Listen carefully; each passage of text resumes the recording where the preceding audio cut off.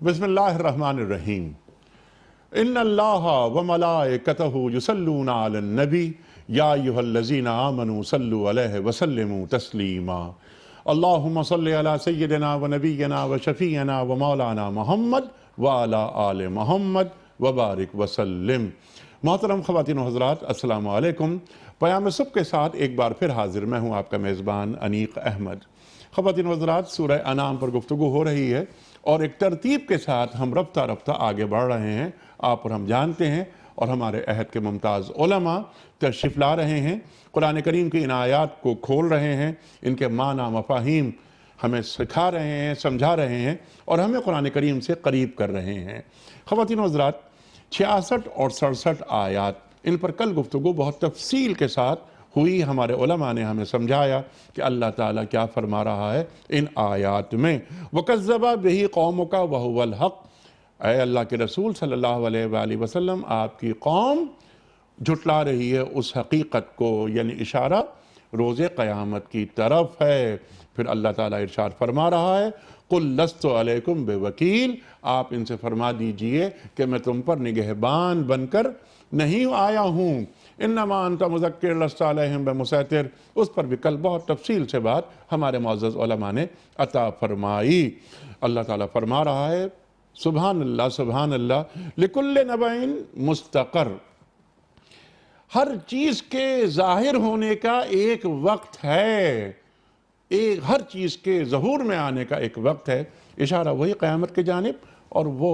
नमूदार हो जाएगा, वक़ू पज़ीर हो जाएगा वो वाक़या। और वसौफ़ तालमून, और तुमको खुद खबर हो जाएगी, तुम खुद जान लोगे। अल्लाह ताला ने इरशाद फरमाया आयात 66 और 67 में। आज हम बात करवाएंगे अपने मुअज़्ज़ज़ उलमा से आयत नंबर 68 और 69 के हवाले से। मौजू तब्दील हो रहा है। अल्लाह के रसूल सल्लल्लाहु अलैहि वसल्लम से अल्लाह ताला इरशाद फरमा रहा है और आपके ज़रिए पूरी उम्मत को तालीम दी जा रही है। अल्लाहु अकबर। हम और आप जानते हैं कि ये सूरह अनाम मुशरिकीन अव्वल मुखातब,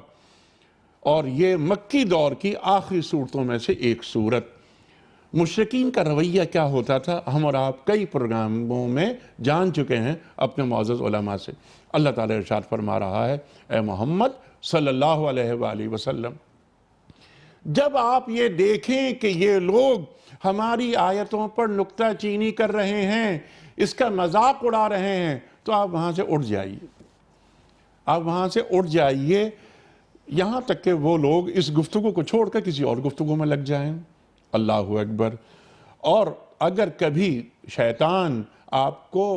भुला हुए में डालकर वहाँ ले जाए, तो जो ही गलती का एहसास हो आप उस महफिल को छोड़ दीजिए।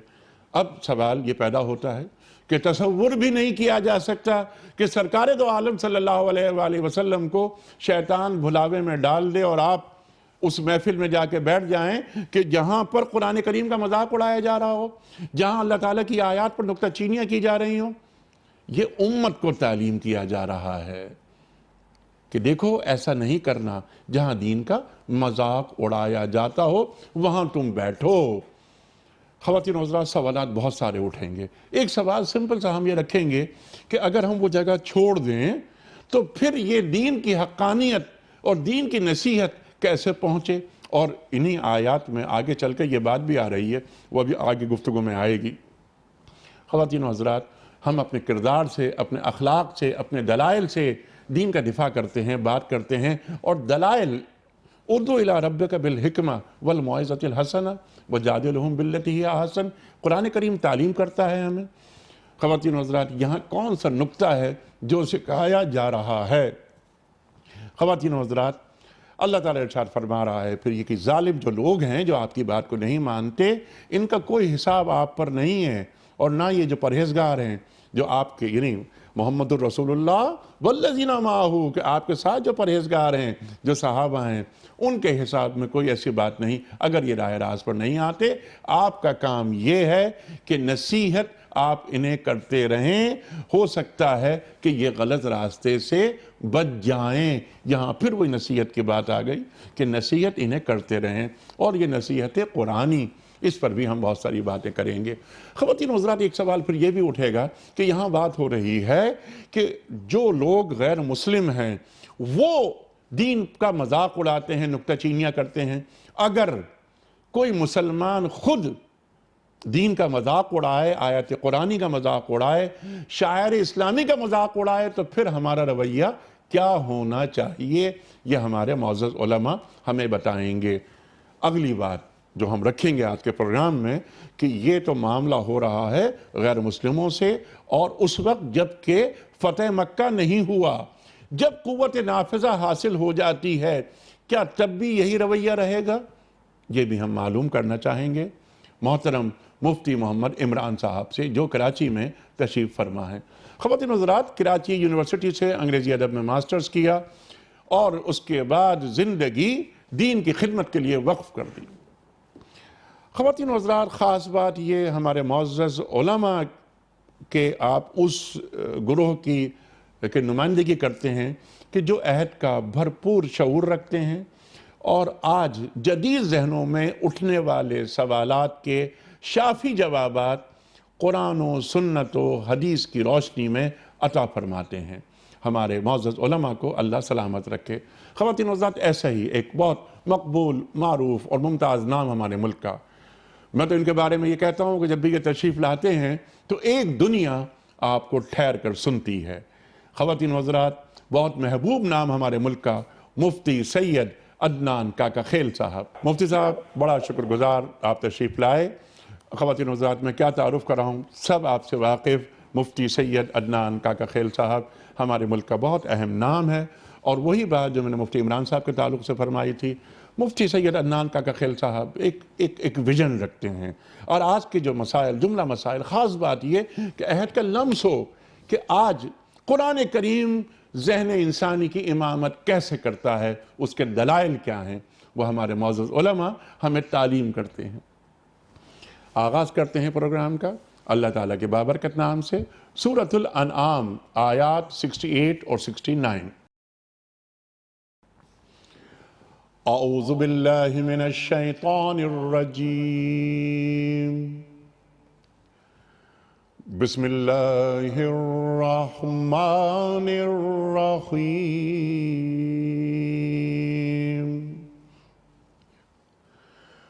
وَإِذَا رَأَيْتَ الَّذِينَ يَخُوضُونَ فِي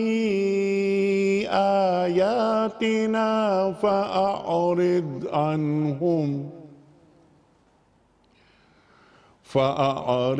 عَنْهُمْ حَتَّى يَخُوضُوا فِي حَدِيثٍ غَيْرِهِ وَإِمَّا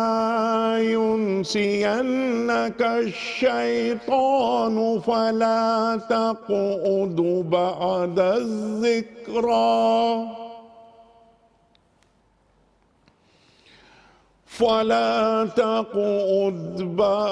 الذِّكْرَى مَعَ الْقَوْمِ الظَّالِمِينَ۔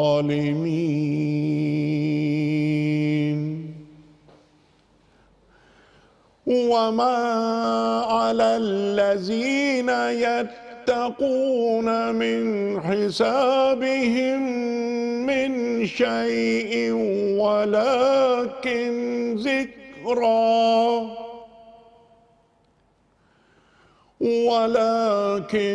ذِكْرَى لَعَلَّهُمْ يَتَّقُونَ۔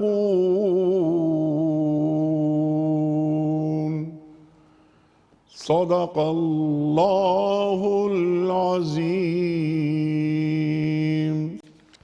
اللہ تعالیٰ ارشاد فرما رہا ہے کہ اے محمد صلی اللہ علیہ وآلہ وسلم، جب آپ دیکھیں کہ لوگ ہماری آیات پر نکتہ چینیاں کر رہے ہیں تو ان کے پاس سے ہٹ جائیے، یہاں تک کہ وہ اس گفتگو کو چھوڑ کر دوسری باتوں میں لگ جائیں، اور اگر کبھی شیطان آپ کو بھلاوے میں ڈال دے تو جس وقت آپ کو اس غلطی کا احساس ہو جائے، اس کے بعد پھر ایسے ظالم لوگوں کے پاس نہ بیٹھیں۔ ان کے حساب میں سے کسی چیز کی ذمہ داری پرہیزگار لوگوں پر نہیں ہے، البتہ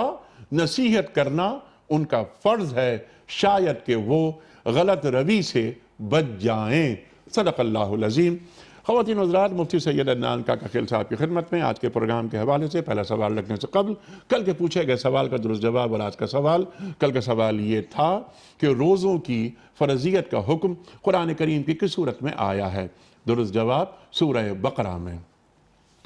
آج کا سوال نوٹ فرما لیجئے۔ سرکار دو عالم صلی اللہ علیہ وآلہ وسلم پر سب سے پہلے نازل ہونے والی آیت کون سی سورت کی ہے؟ پہلا آپشن سورہ محمد صلی اللہ علیہ وآلہ وسلم، یا سورہ علق، یا سورہ فاتحہ۔ جو درست جواب آپ سمجھتے ہیں وہ روانہ فرمائیے۔ ہمارے فون نمبرز ہیں 009221343000980، دوسرا نمبر 009221345270009، ہمارے ای میل ایڈریس ps@duniatv.tv، ہمارا SMS کا نمبر 3031۔ قبلہ مفتی سید عدنان کاکا خیل صاحب ارشاد فرمائیے کہ یہ آیت 68، پہلے ہم 68 پہ بات کروائیں گے پھر 69 پر۔ اللہ تعالیٰ اپنے رسول، اپنے محبوب صلی اللہ علیہ وآلہ وسلم سے کیا ارشاد فرما رہا ہے؟ یہ کن کی صحبت کا ذکر ہے جہاں آپ کو بیٹھنے سے منع کیا جا رہا ہے اور آپ کے ذریعے امت مسلمہ کو؟ ارشاد۔ الحمدللہ رب العالمین والصلاة والسلام علی سید الانبیاء والمرسلین۔ یہ آیت بڑی اہم تعلیمات کے اوپر مشتمل ہے اور بظاہر روئے سخن نبی پاک محمد مصطفیٰ صلی اللہ علیہ وسلم کی جانب ہے، لیکن در حقیقت امت کو تعلیم دی جا رہی ہے، کیونکہ اس کے بعد فوراً اس سے اگلی آیت کے اندر وَمَا عَلَى الَّذِينَ يَتَّقُونَ مِنْ حِسَابِهِمْ مِنْ شَيْءٍ سے بھی پتہ چلتا ہے کہ اہل ایمان اس کے خاص طور پر مخاطب ہیں۔ سبحان اللہ۔ تو کہا جا رہا ہے کہ جب آپ کسی ایسے لوگوں کے درمیان بیٹھے ہو جن کو آپ یہ دیکھیں کہ یخوضون فی آیاتنا، کہ وہ ہماری آیات میں، ہم قرآن میں، دین کے احکام میں بلا وجہ کی کج بحثی اور کٹ حجتی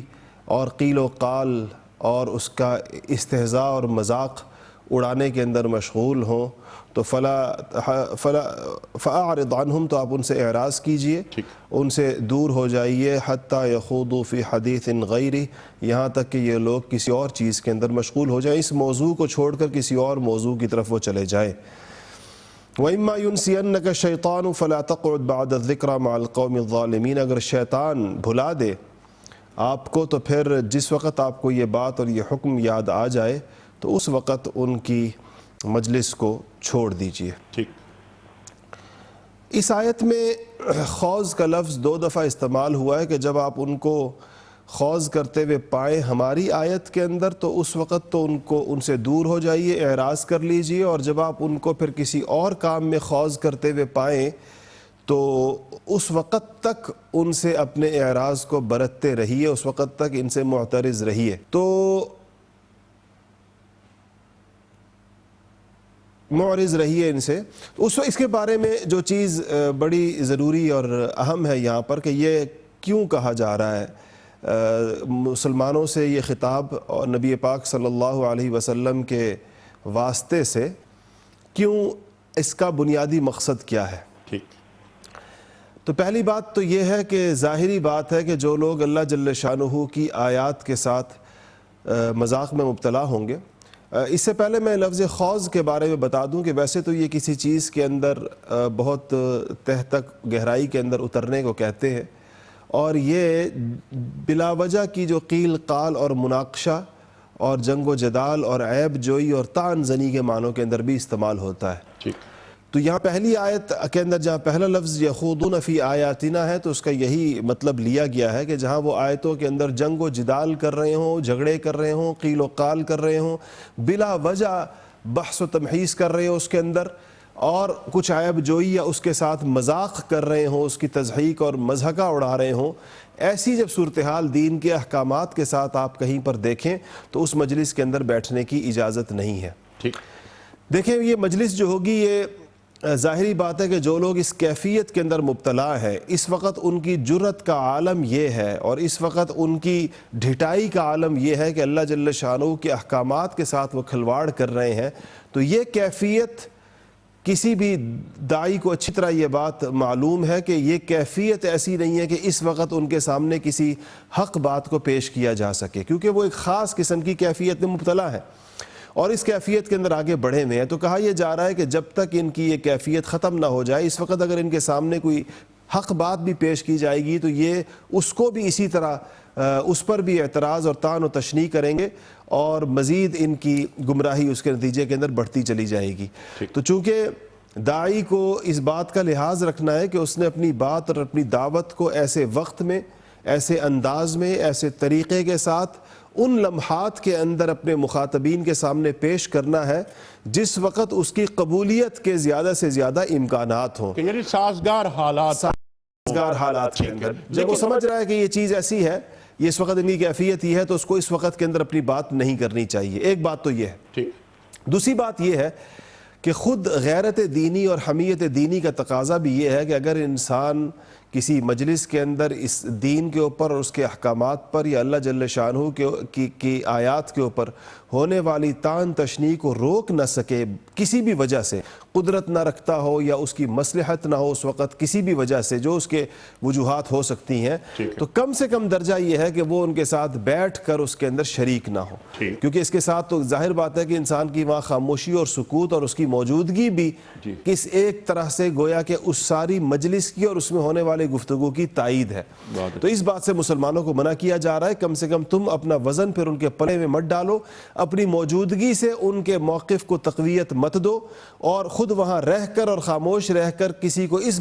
بدگمانی یا دیکھنے والے کو یہ تاثر مت دو کہ گویا کہ یہ بات تمہارے نزدیک اتنی ہلکی ہے اور اتنی عام ہے کہ اگر کر دی گئی تو اس سے کوئی فرق نہیں پڑتا اور تم نے خاموشی اور سکوت کے ساتھ اس کو برداشت کر لیا۔ تو یہ بات مسلمانوں کو ایک ایمانی غیرت کا سبق بھی دیا جا رہا ہے کہ ایسی مجالس سے ان کو اٹھ جانے کا حکم ہے کہ وہ ان مجلسوں سبحان اللہ سبحان اللہ۔ اسی بات کو یہ غیرت دینی اور یہ جو حمیت جو دینی ہوتی ہے اس کے خلاف یہ بات جا رہی ہے، جس طرح فرمایا۔ ہم یہ دیکھتے ہیں بعض اوقات، لیکن پہلے ہم آیت پہ بات کروائیں گے آپ سے کہ مسلم معاشروں میں بھی، ہمارے معاشروں میں، کراچی میں، لاہور میں، اسلام آباد میں محفلوں میں بیٹھتے ہیں ہم کہ قرآن کریم نعوذ باللہ حدیث رسول مقبول صلی اللہ علیہ وسلم آپ کے فرمان ان پر نکتہ چینی ہوتی ہے، آیتوں کا مذاق اڑایا جاتا ہے، یہاں تک کہہ دیا جاتا ہے استغفر اللہ کہ یہ تو آؤٹ ڈیٹڈ ہو گئی، اب یہ کتاب تو اب یعنی ایک مسلمان کچھ سوچ سکتا ہے۔ ہم دیکھتے ہیں، سنتے ہیں، آپ نے بھی دیکھا ہوگا کہ یہاں بہت سے ماڈرن لوگ، بلکہ کچھ لوگ تو آ کے ٹیلی ویژن پہ بیٹھ کے بات کرتے ہیں گھما پھرا کر۔ ارشاد فرمائیے کہ یہاں پر اللہ تعالیٰ جو ارشاد فرما رہا ہے، ایک تو یہ کہ وہاں نہ بیٹھیں، دوسری بات میرا سوال یہ کہ یہ تھا کہ پھر نصیحت کیسے ہوگی ان مشرکوں کو، ان کافروں کو؟ ارشاد۔ الحمدللہ رب العالمین، نحمدہ و نصلی علی رسولہ الکریم، اما بعد۔ دیکھیں انیق صاحب، بنیادی بات تو عدنان کاکا خیل صاحب وہ گفتگو میں بیان کر چکے ہیں۔ جہاں تک آپ نے بات کی کہ بعض لوگ ہمارے جو خود کو ذرا سا ماڈرن سمجھتے ہیں یا خود کو پڑھا لکھا سمجھتے ہیں یا سادہ الفاظ میں انلائٹمنٹ کا شکار ہیں، وہ اس قسم کی باتیں کرتے ہیں کہ قرآن آؤٹ ڈیٹڈ کتاب ہو گئی ہے یا احادیث رسول صلی اللہ علیہ وسلم اس کی امپلیمنٹیشن دور حاضر میں ممکن نہیں ہے۔ یہ صرف عوامی سطح پر بات نہیں ہے، بلکہ ہماری جو ایلیٹ کلاس ہے، اور ایلیٹ کلاس میں بھی میں واضح کر دوں جو ہماری رولنگ کلاس ہے اس کے اندر بھی بہت سارے لوگ ہیں جو اسی خط کے اندر مبتلا ہیں۔ ایون کہ ہسٹوریکل یہ بات ہے، میں نام نہیں لیتا، ہمارے حکمرانوں میں ایک صاحب ایسے بھی گزرے جن کا دعویٰ یہ تھا کہ وہ قوم کیسے ترقی کر سکتی ہے کہ جس کے ذہن میں ان کے رسول کی یہ بات موجود ہو کہ دنیا جو ہے وہ مومن کے لیے قید خانہ ہے اور کافر کے لیے جنت ہے۔ تو جب آپ نے پہلے ہی سمجھ لیا کہ آپ ترقی نہیں کر سکتے تو پھر آپ کی کوئی بھلائی کی بات کر نہیں سکتے۔ اچھا، انہوں نے اس حدیث کا مفہوم یہی لیا تھا، انہوں نے یہی لیا تھا کیونکہ ذہن بھی اتنا ہی تھا۔ اور بعض لوگ، معاف کیجئے گا اور مجھے کہنے دیجئے گا کہ مختلف محفلوں میں وہ لوگ بھی دین پر بات کرتے ہیں اور ہم سنتے ہیں ان محفلوں میں جنہوں نے اپنی پوری زندگی میں کبھی ایک مرتبہ بھی قرآن کریم کو ترجمے کے ساتھ نہیں پڑھا۔ انیق صاحب یہی تو مسئلہ ہے کہ اگر طب کے مسئلے میں میں گفتگو کروں تو ہمیں یہ کہا جائے گا کہ بھئی آپ ڈاکٹر نہیں، آپ اس میں کیوں رائے دے رہے ہیں؟ اگر اکنامکس کے مسئلے میں ہم بات کریں تو کہا جاتا ہے کہ بھئی آپ اکنامسٹ رہی ہیں، آپ کیوں بات کریں؟ دین ایک ایسی عام چیز بن چکی ہے کہ ہر جس کو آپ کہیں سادہ زبان میں کہ عام و خاص جس کا دل چاہتا ہے وہ اس مسئلے کے اندر اپنے تمام ہاتھ پاؤں چڑھا کر آ جاتا ہے اور کہتا ہے جی اس میں میری رائے کو سنو اور یہی سب سے زیادہ اہم رائے ہے۔ تو اس کی بنیادی وجہ یہ ہے کہ ہم نے جو آپ نے بات کی کہ کبھی نہ قرآن کو سمجھنے کی کوشش کی، نہ کبھی احادیث طیبہ کا ہم مطالعہ کیا، نہ کبھی ہم ان اہل علم حضرات کے ساتھ بیٹھے کہ جو قرآن و حدیث کو سمجھتے ہیں، راسخون فی العلم، قرآن کی زبان میں ان کو کہا گیا، جو اس کو دور حاضر میں بھی ہمیں سمجھا سکتے ہیں اور دور حاضر میں اس کے نفاذ کا طریقہ بھی بتا سکتے ہیں۔ اب قرآن حکیم یہاں پر یہی بات کر رہا ہے کہ دیکھیں ایک تو وہ ہیں جو غیر مسلم ہیں، اگر وہ اس قسم کی کوئی گھٹیا حرکت کرتے ہیں نا تو ان کے ساتھ وقتی طور کے اوپر جس طرح کاکا خیل صاحب نے بھی کہا کہ تعلق کو منقطع کر کے وہاں سے اڑ جائیں، کیونکہ اگر ہم بیٹھے رہیں گے تو ہم بے غیرت کہلائیں گے، بد دین کہلائیں گے۔ لیکن دوسری طرف جو آپ نے بھی یہ بات بار بار اٹھائی اور انٹرو میں بھی بات کی کہ بعض اوقات مسلمان وہ اس قسم کی حرکت کرتے ہیں تو وہاں ہمیں کیا کرنا چاہیے؟ دیکھیں اگر معاملہ ایسا ہے کہ وہ ہم برابری کے لیول کے اوپر بیٹھے ہوئے ہیں تو وہاں پر اس طرح سے حدیث کے اندر آیا، نبی علیہ السلام نے فرمایا کہ من رأى منکم منکرا فلیغیرہ بیدیہ فإن لم یستطع فبلسانہ۔ برابری کے لیول پر ہیں تو پھر آپ ان کو لسان سے سمجھائیں، ڈائیلاگ کریں، ان کو بات کو کنونس کریں۔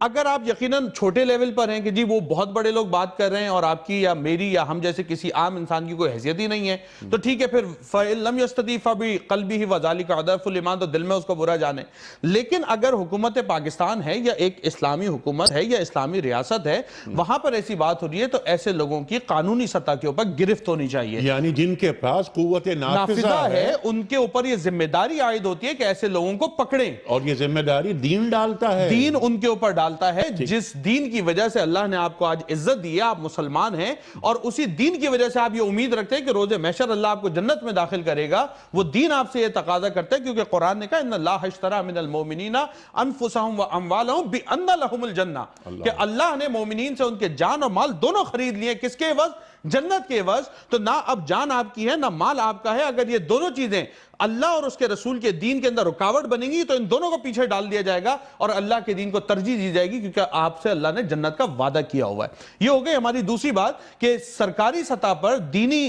جو ممالک ہیں یا دینی جہاں پر نفاذ موجود ہے، لوگ دین کو سمجھتے ہیں، وہاں پر سختی برتنی چاہیے۔ اور جس طرح آپ نے بات کی کہ ٹیلی ویژنز پر لوگ آ کے یہ بات کر رہے ہیں، تو میرا خیال ہے پیمرا کو بھی عقل کرنی چاہیے کہ ایسے لوگوں کی گرفت کریں اور ایسے لوگوں کو قطعاً اس قسم کی جاہلانہ گفتگو نہ کرنے دیں جس کی وجہ سے عوام میں انتشار پیدا ہو اور پھر لوگ جو ہے قانون کو اپنے ہاتھ میں لیتے ہوئے ایسے لوگوں کا بندوبست خود کرنا شروع کر دیں۔ تیسری بات جو آپ نے اٹھائی کہ پھر ان کو تبلیغ کیسے کی جائے گی، دیکھیں اس کے اندر قرآن خود ہمیں اس بات کی وضاحت کر رہا ہے کہ وقتی طور کے اوپر جب وہ اس قسم کے مرض میں مبتلا ہوں اور اس وقت وہ اس قسم کی ڈائیلاگ کر رہے ہوں، یعنی قرآن و حدیث پر براہ راست اعتراضات کر رہے ہوں، تو اس وقت تو اگر ان کو کوئی جواب دیا جائے گا تو مزید ہجان کا شکار ہوں گے، مزید انتشار پھیلائیں گے اور مزید بکواس کرنا شروع کر دیں گے۔ تو قرآن آپ کو بتا رہے کہ آپ وقتی طور پر وہاں سے ہٹ جائیں اور جیسے ہی وہ دوسری باتوں میں مبتلا ہوں یعنی دوسرے کاموں میں لگ جائیں تو آپ واپس لوٹ کر آئیں اور اپنے تبلیغ دین کا کام ادھر شروع کر دیں۔ تو یہ جو قرآن منع کر رہا ہے یہ صرف وقتی طور کے اوپر روکا جا رہا ہے۔ آپ وقتی طور پر جب وہ اس قسم کے معاملات میں مبتلا ہیں پیچھے ہٹ جائیں،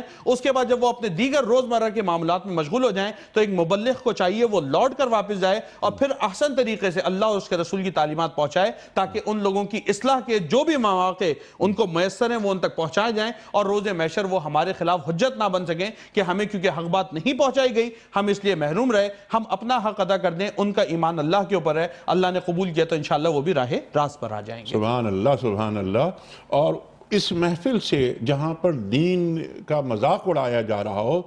قرآن کریم کا اللہ کی آیات کے ٹھٹے بازی ہو رہی ہو، ٹھٹول ہو رہا ہو، اور بقول مفتی سید عدنان کاکا خیل صاحب کے کہ کھلواڑ ہو رہا ہو دین کے ساتھ، تو ایک مسلمان کا وہاں بیٹھنا ایسا ہی ہے کہ عظمت دین کو کم کرنا ہے۔ تو دین کی عظمت کو کبھی دل سے کم نہیں کرنے کا موقع فراہم کیا جائے۔ ایک بات یہ، اچھا مفتی صاحب ہمیں اور آپ ذرا اصلاح کیجئے ہماری، اور ہمیں آپ تعلیم کیجئے کہ غیر مسلم ان سے عام زندگی میں تو ملنا ملانا کاروبار کرنا اس کی تو اجازت دین دے رہا ہے نا، جہاں ٹھٹا ہو رہا ہے ٹھٹول ہو رہا ہے بس وہاں سے ہٹ جائیں، لیکن اپنے کردار سے اپنے اخلاق سے دین کی حقانیت کو بیان کرتے رہیں۔ جی بھائی نیک صاحب، یہ میں اس بات کی طرف بھی آتا ہوں. جی یہ آیت آج ہمارے معاشرے کو جی بہت زیادہ سنجیدگی سے لینے کی اس کی ضرورت ہے. اور اس وقت ہم جس چیز کی طرف اس کے اندر اشارہ کیا جا رہا ہے، حقیقت یہ ہے کہ ہمارا معاشرہ کہ ہمارے معاشرے کے بہت سارے لوگ اپنی ناسمجھی کی وجہ سے اس میں بہت زیادہ مبتلا ہیں. جی چونکہ ہمیں بنیادی طور پر قرآن و سنت کی تعلیم ہمارے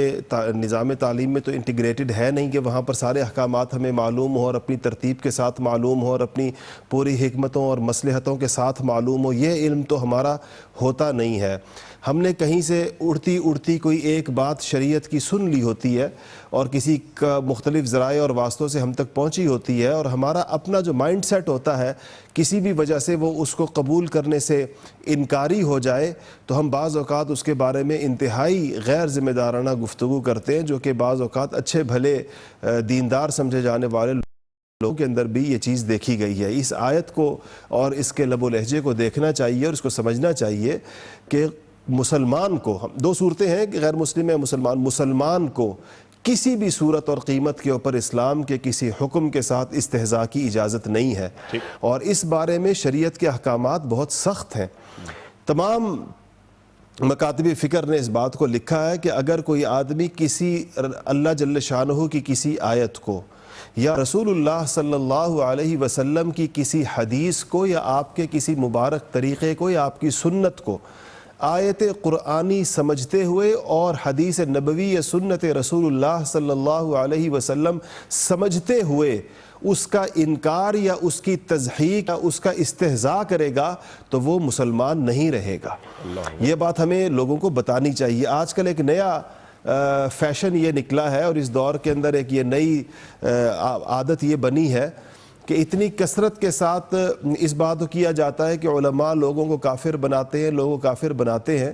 حالانکہ جو اسلام کی جو حدود ہیں اس سے جن چیزوں کی وجہ سے انسان باہر نکل جاتا ہے، اپنے معاشرے کو کھول کر وہ باتیں بتانی چاہیے کہ بھئی یہ وہ باؤنڈریز ہیں، یہ اس مذہب میں یہ اعتقادی مسائل انتہائی حساس ہیں اور اس کے بارے میں کوئی بھی گفتگو کرتے ہوئے انسان کو بہت محتاط رہنا ہوگا. کیونکہ اسلام تو اس بات کو تسلیم کرنے کا نام ہے کہ آپ نے وہ ساری چیزیں جو دین کی میں ضروری ہیں، جس کو ضروریات دین کہتے ہیں، آپ اس کو مان کر اس دین میں داخل ہوئے ہیں.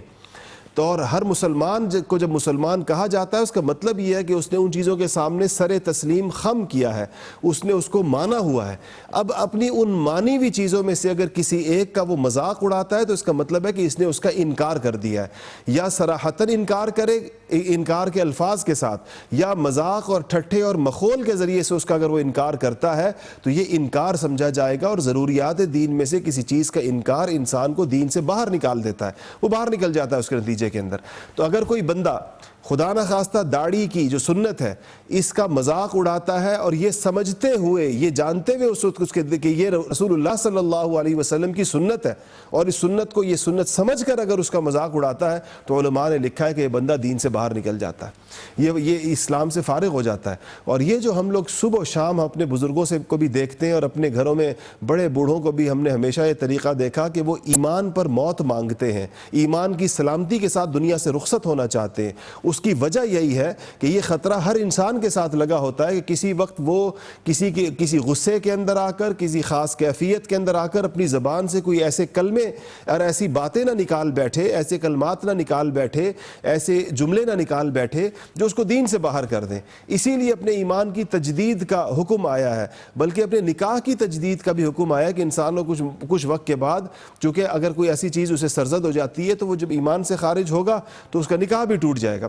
تو اس کو پھر دوبارہ اپنے ایمان کی تجدید کرنی ہوگی. تو اس لیے ہمیں یہ دین پر گفتگو کرتے ہوئے دینی احکامات پر، اللہ جل شانہ کی آیات پہ، رسول اللہ صلی اللہ علیہ وسلم کی مبارک احادیث اور سنت نبوی پر اور رسول اللہ صلی اللہ علیہ وسلم کی مبارک شخصیت اور آپ کی سیرت پر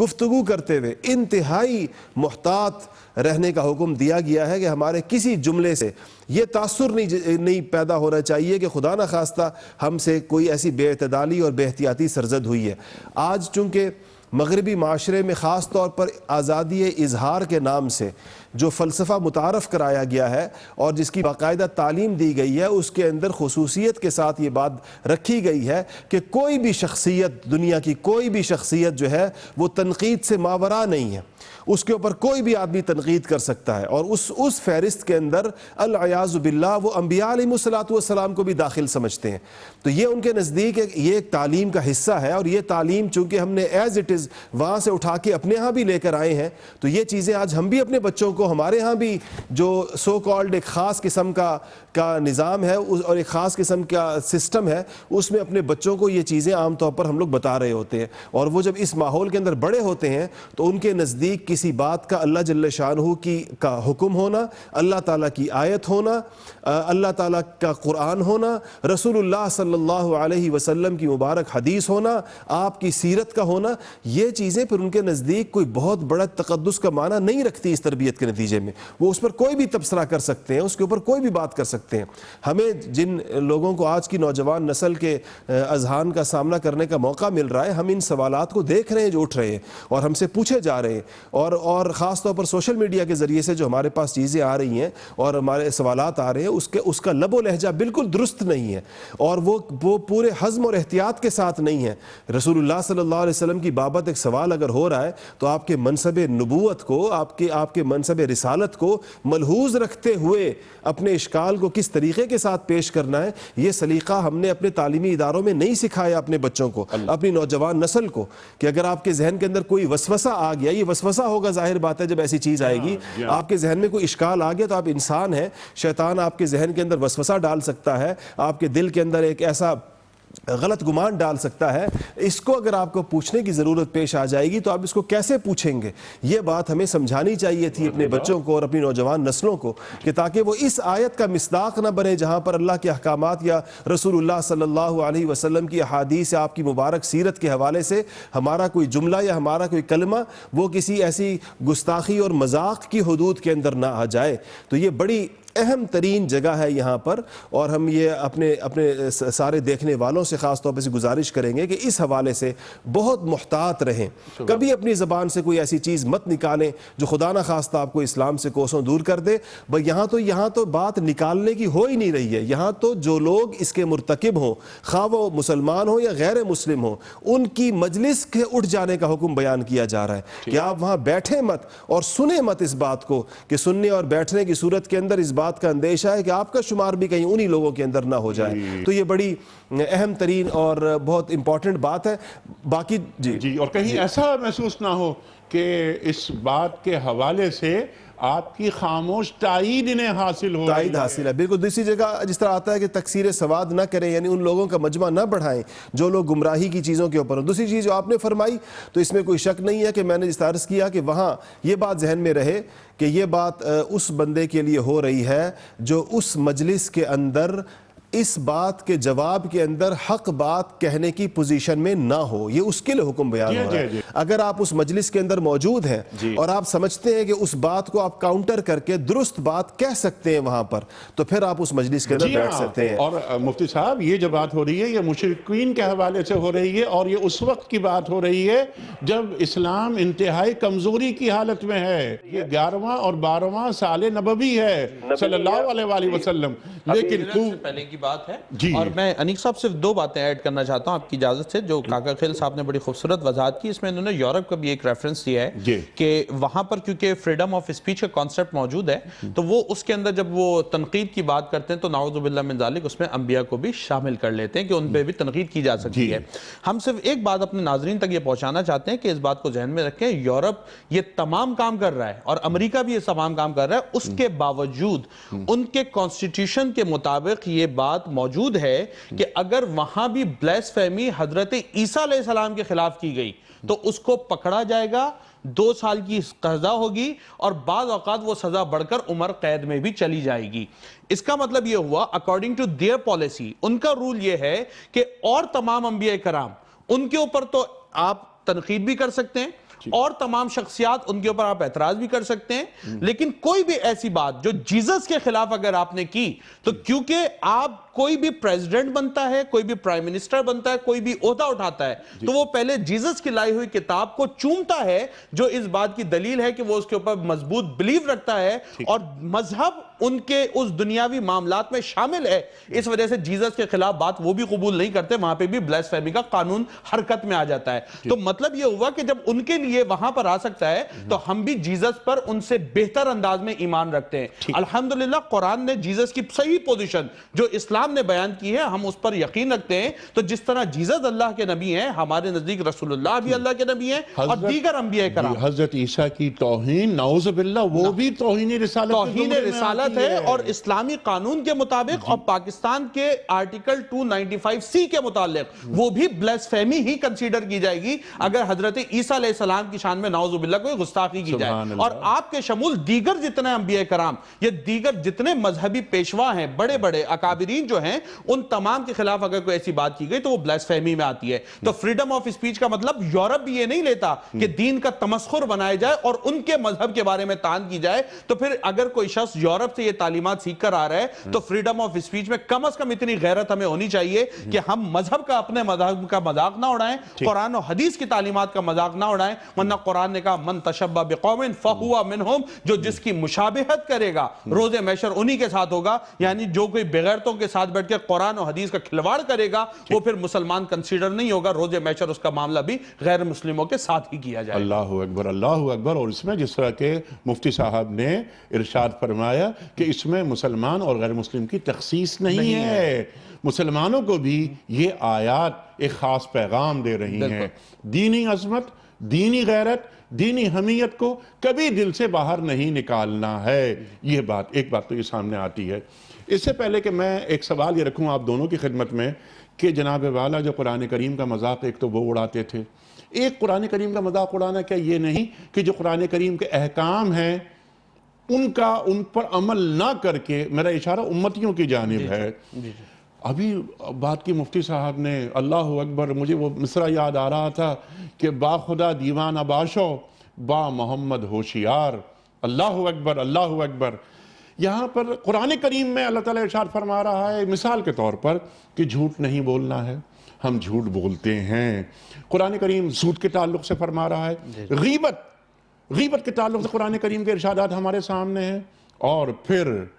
سرکار دو عالم صلی اللہ علیہ وآلہ وسلم کے حوالے سے آپ دونوں حضرات نے گفتگو فرمائی، شان رسالت، مقام رسالت، عظمت رسالت، اللہ اکبر، صلی اللہ علیہ وآلہ وسلم، ما آتاکم الرسول فخذوہ وما نہاکم عنہ فانتہوا۔ جب یہ بات آ گئی کہ جو رسول تمہیں دیں وہ لے لو، جس سے روک دیں اس سے رک جاؤ، ہم یہ نہ مان کر کیا توہین رسالت نہیں کر رہے؟ دیکھیں انیق صاحب، مفتی صاحب نے بڑا خوبصورت ایک جملہ یہ وضاحت کے ساتھ بیان کر دیا تھا کہ اگر کوئی شخص کسی بھی سنت، کسی بھی نبی علیہ السلام کی حدیث کو یا کسی بھی قرآن کی آیت کو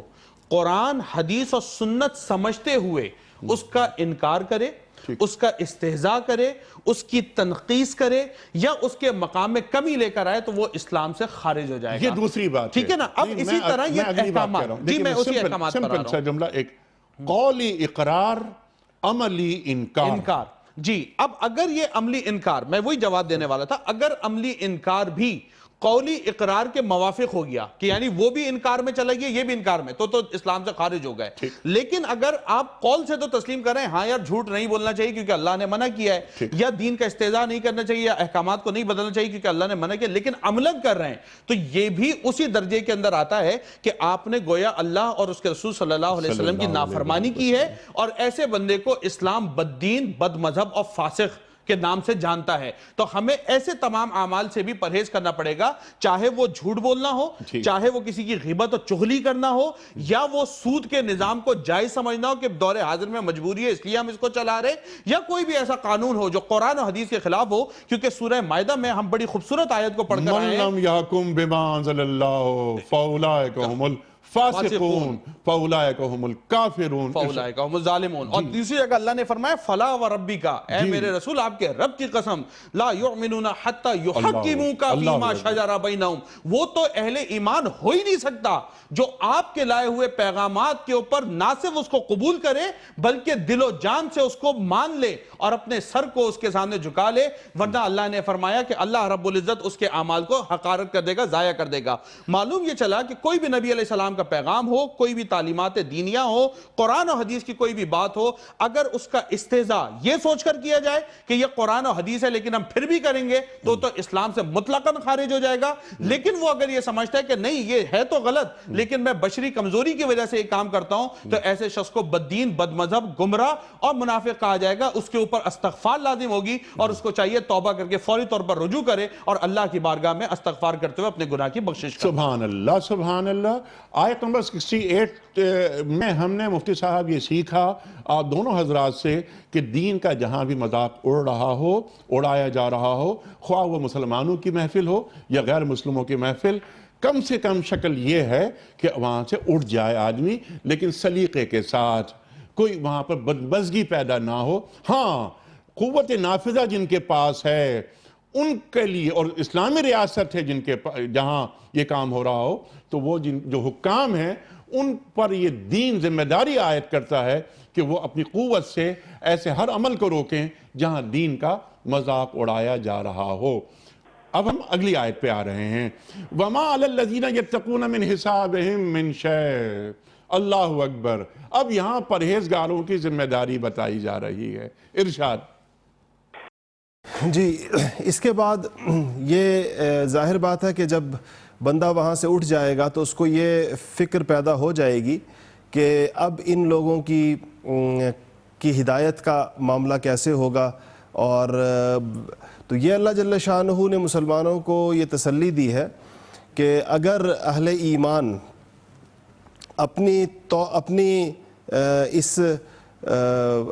اپنے معاملے کے اندر درست ہوں، اللہ کے ساتھ ان کا اپنا معاملہ درست ہو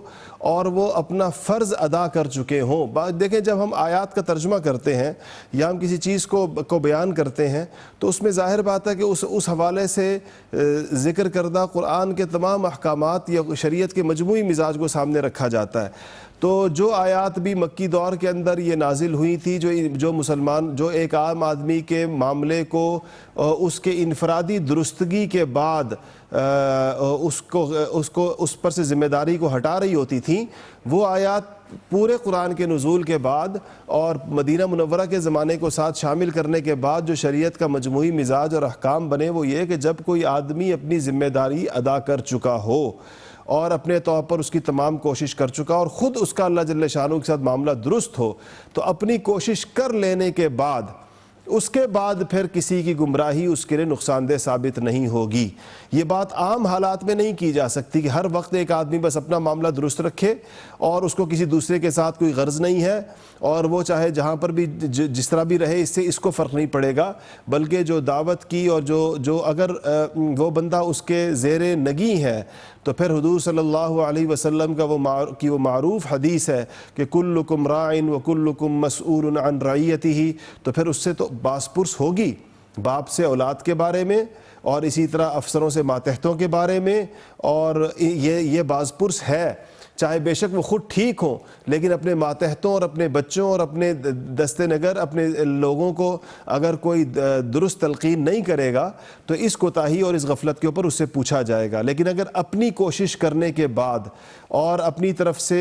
وہ حق ادا کر دینے کے بعد، ہدایت چونکہ انسان کے ہاتھ میں نہیں ہے، انک لا تہدی من احببت، انسان جس کو چاہے اس کو ہدایت دے نہیں سکتا، وہ اللہ کا معاملہ ہے لیکن کوشش کا مکلف ہے. کوشش کے بعد اگر اس کو ہدایت نہیں ملی تو اس بات کے اوپر کسی دوسرے انسان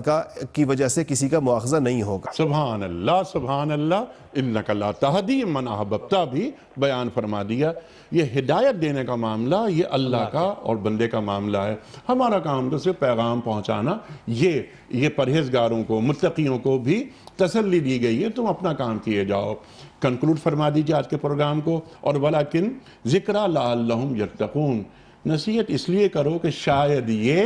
راہ راست پر آ جائیں. ارشاد. دیکھیں انیق صاحب، اس پروگرام کا خلاصہ یہ ہے جو ابھی تک کی گفتگو سے ہمارے بات سمجھ آئی ہے کہ پہلی بات، ہمیں اگر غیر مسلموں کے ساتھ یا مسلمانوں کے کسی ایسے گروہ کے ساتھ جو قرآن و حدیث کا مزاح کر رہا ہو، استہزاء کر رہا ہو، مذاق اڑا رہا ہو، نعوذ باللہ من ذالک، پہلی بات جس وقت وہ ان کاموں میں مشغول ہوں وہاں سے اٹھ جانا چاہیے. ٹھیک ہے نا؟ اگر ہم ان کو سمجھا سکتے ہیں اچھے انداز میں ڈائلاگ کر کے تو ہم سمجھائیں، کنونس کر سکتے ہیں کنونس کریں، لیکن اگر ہمیں یہ احساس ہو کہ نہیں اس وقت ہم کوئی بھی بات کریں گے تو اس کا رد عمل جو ہے وہ نیگیٹو چلا جائے گا، تو بہتر ہے وقتی طور پر ان کو ان کے حال پر چھوڑ کر ہم اس مجلس سے اٹھ جائیں سلیقے کے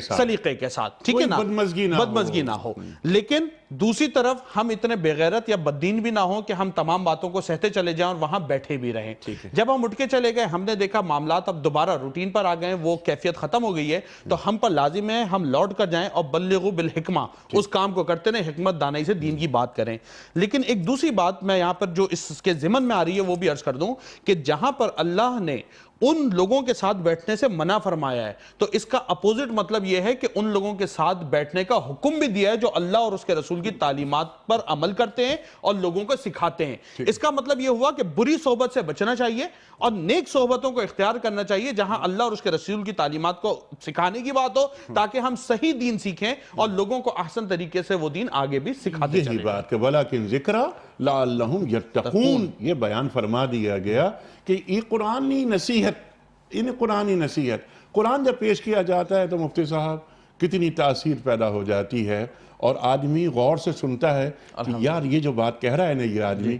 یہ بڑے وزن رکھتی ہے. بات کرنے والے کا کانفیڈنس لیول بھی چینج ہوتا ہے. اس کو یہ پتا ہوتا ہے کہ یہ بات میری نہیں ہے جس پہ کوسچن اٹھے گا، یہ اس احکم الحاکمین کی بات ہے کہ جس میں کوئی شک نہیں ہو سکتا. لا ریب فی، قرآن نے اعلان کر دیا ہے، تو یہ اتنی پکی بات ہے کہ اس میں سامنے والے کا بھی فائدہ ہے، میرا بھی فائدہ ہے، تو اس کا کانفیڈنس لیول بھی بڑھ جاتا ہے، سامنے والے کے لیے سیکھنے کا اچھا موقع. بہت شکریہ آپ کا مفتی عمران صاحب، بہت شکریہ، جزاک اللہ. مفتی سید عدنان کاکا خیل صاحب، آپ کا بڑا ممنون. سبحان اللہ سبحان اللہ، کیا گفتگو فرمائی ہے آپ حضرات نے. خواتین و حضرات، یہاں وقت مکمل ہو رہا ہے پروگرام کا، لیکن جو نکات سامنے آئے، جو باتیں آئیں سامنے، یہ بڑی اہم باتیں ہیں، اور آپ دونوں حضرات نے ہمیں جو تعلیم کیا، ہم بھی یہ دیکھتے ہیں اور آپ بھی یہ دیکھتے ہیں، یقیناً ہوں گے کہ ہمارے معاشروں میں کیا ہو رہا ہے. دینی احکام کا مذاق اڑایا جاتا ہے بعض اوقات. ایسا نہیں کہ آگے کا آوا بگڑ گیا ہو، ایسا نہیں. اس قوم میں بڑی دینی غیرت ہے، بڑی دینی حمیت ہے. اللہ اکبر اللہ اکبر. میں اس کا ذکر کیا کروں، مثالیں کیا کیا پیش کروں. صرف ایک بات یہ عرض کروں گا کہ یہ قوم اور ہم اس قوم کا حصہ ہیں. ہمارے اعمال کتنے بھی برے ہو جائیں، لیکن اس کراچی سے خیبر تک یا پوری امت کی بات ہم کریں، پوری امت میں کوئی ایک شخص بھی ایسا نہیں ہے، خواہ وہ مرد ہو یا خواہ عورت، اس کے بدعمالیاں کیسی بھی ہوں، لیکن وہ ناموس رسالت صلی اللہ علیہ وآلہ وسلم پر اپنی جان قربان کرنے کے لیے ہمہ وقت تیار رہتا ہے. اس کے سامنے اس کے رسول صلی اللہ علیہ وآلہ وسلم کی توہین کبھی نہیں کی جا سکتی. یہ ہے، اور یہ بات میں وہ کر رہا ہوں ان کی نہیں جو متقی پرہیزگار لوگ ہیں، جو علماء ہیں، جو فقہاء ہیں، جو مفسرین ہیں. ایک وہ شخص جو بے عمل مسلمان ہے، وہ بھی سرکار دو عالم صلی اللہ علیہ وآلہ وسلم کی توہین برداشت نہیں کر سکتا. یہ با خدا دیوانہ باشو با محمد ہوشیار صلی اللہ علیہ وآلہ وسلم. تو وہاں سے ہٹ جائیں، لیکن جیسا فرمایا مفتی صاحب نے، سلیقے کے ساتھ، کوئی بدمزگی نہ ہو. اور یہ کام حکومت وقت کا ہے، جن کے پاس قوت نافذہ ہے کہ وہ ایسے پروگراموں کو روکیں، ایسی محفلوں کو روکیں جہاں دینی شاعر کا مذاق اڑایا جاتا ہو. خواتین و حضرات، بقیہ مکمل ہوا. کل کا سوال یہ تھا کوئز کے حوالے سے کہ روزوں کی فرضیت کا حکم قرآن کریم کی کس صورت میں آیا ہے. درست جواب سورہ بقرہ میں. آج کا سوال نوٹ فرما لیجئے. سرکار دو عالم صلی اللہ علیہ وآلہ وسلم پر سب سے پہلے نازل ہونے والی آیت کون سی سورت کی ہے؟ سورہ محمد صلی اللہ علیہ وآلہ وسلم، یا سورہ علق، یا سورہ فاتحہ؟ جو درست جواب آپ سمجھتے ہوں روانہ فرمائیے. ہمارے فون نمبرز ہیں 0092213450980 یا 0092213452709. ہمارا ای میل ایڈریس ps@dunyatv.tv. ہمارا SMS کا نمبر 3031. یہ وقت قرآن اندازی کا. قبلہ مفتی عمران صاحب ارشاد فرمائیے کہ آج کے ونر کون ہیں جن کی خدمت میں ہم تحفہ پیش کر رہے ہیں کتابوں کا؟ یہ ہیں جناب ڈاکٹر سمد وزیر صاحب پشاور سے۔ ڈاکٹر سمد وزیر صاحب پشاور سے آپ کی خدمت میں دنیا ٹی وی کی جانب سے دینی کتب پر مشتمل گفٹ ہیمپر روانہ کیا جا رہا ہے، قبول فرمائیے، آپ کو بہت مبارک۔ اختتام ہوتا ہے پیام صبح کا روزانہ ایک قول پر، اور وہ قول ہوتا ہے صاحب نہج البلاغہ امیر المومنین حضرت علی مرتضیٰ کرم اللہ وجہہ کا۔ آپ فرماتے ہیں کہ آدمی کا دنیا میں ظلم کرنا آخرت میں اس کی بدبختی اور ناکامی کی علامت ہے۔ آدمی کا دنیا میں ظلم کرنا آخرت میں اس کی بدبختی اور ناکامی کی علامت ہے۔ اللہ اکبر۔ کل تک کے لیے اپنے میزبان انیق احمد کو اجازت دیجیے۔ خدا حافظ۔